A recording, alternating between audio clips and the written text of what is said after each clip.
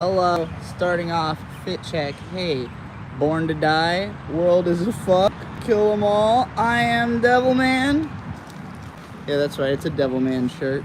It's me, that hoe, Trixie, go, Ulden Witch, here, in this bitch. I finally made a link tree, linkturd.ee/Golden Witch. If you go there, you'll find all my shit. And Lapusha gave me Australian $5. So, rant about Cait Corrain, the author, but ruined her own career before it started by attempting to sabotage her peers' debut books. Interesting.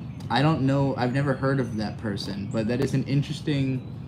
It's not a good look to try to fuck over people in your own category. I said this about Null. If you know... Joshua Moon, aka Null, the guy who created Kiwi Farms, he started coming at other people that he works with really heavily about, like, basically just for clout, as far as I can tell. I don't really know why. I don't know, like, from a business association standpoint, like, why he was coming at people that he does work with, that he, like, makes deals with. And so I said in the song "Burning Down the Barns at the Corrain Farms" that me and Riley made, how are you going to be in the same boat and keep poking holes in it? You know, like, why would you keep... You are in the same category as these other people, but you keep trying to get them canceled while you are somebody who is, like, widely canceled. Like, why wouldn't you be trying to... But it's like, oh, well, I'm in trouble for this stuff, and you're in trouble for that stuff, and I think I wouldn't be as in trouble if I wasn't associating with you, who's talking about this stuff. It's like, no, we're all in trouble. Everybody who's a free speech advocate is in trouble. You know, like, we should all be working together to be, you know, one unit of edginess. But it's the obsessive demarcations in where each person decides that free speech ends, you know, that causes all these problems. So...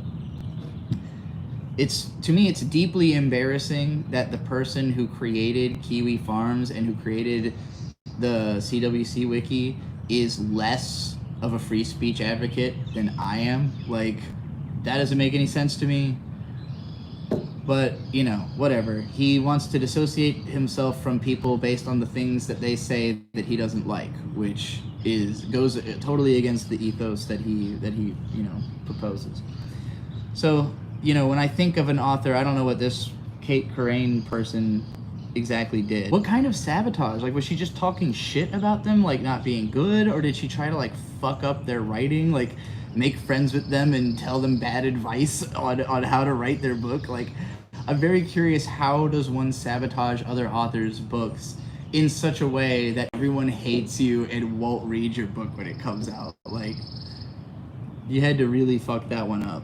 You're somehow shocked by the revelation that CWC Wiki equals Kiwi Farms, and also not that shocked. Yeah, it started as Quickie, and then, you know, as Josh Moon started making money from that, expanded it into a whole...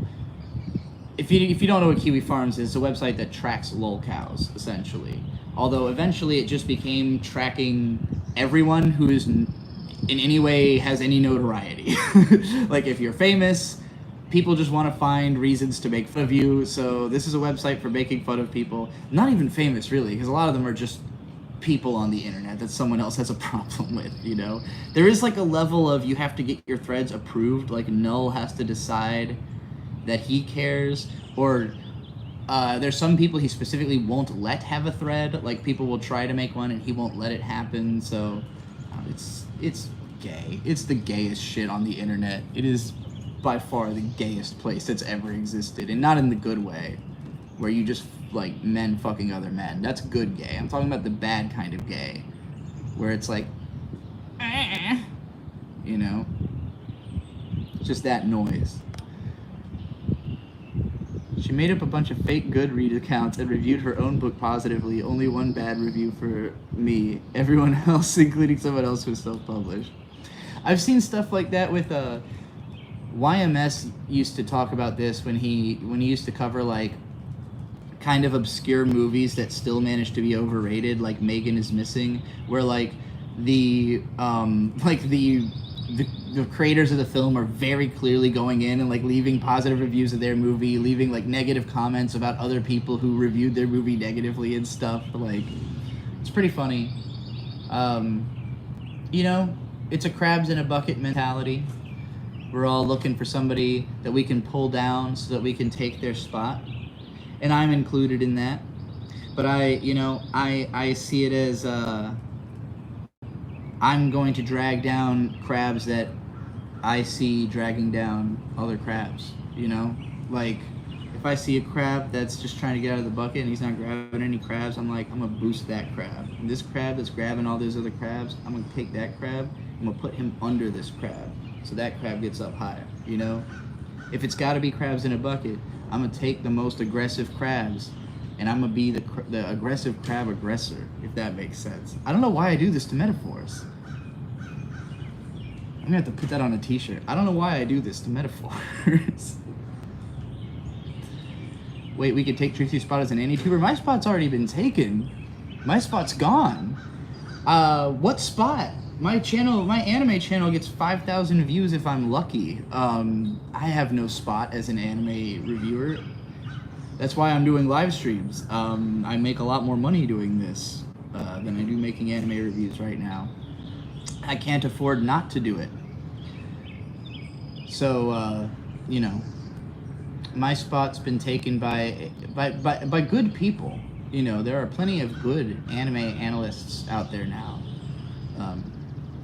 Eventually, I'll do a stream where I have my laptop next to me and I will read out a list of anime analysts that I recommend. But by no means do I have a spot in that right now. Not the way that we're talking about, anyway. I haven't figured out what I have to become the #1 at anymore, you know? Like, I still put out videos and we watch anime and Substack, of course. I have to. That's also part of the job. But I'm just telling you why I'm doing live streams. Sorry, I feel like there's a tendency on the internet where if somebody says one thing, then people tend to interpret it as though that thing means that everything else is now like all the flip side of that is, God, how do I describe this? It's something I encounter all the time. Well, I've got another super chat, so I'll think about this more in a second. James Dempsey with $5. All right, so let's hear your take on queer liberation then, because that sounds like a fascinating distinction. Crab bucket. Queer liberation. The waffles versus pancake paradox.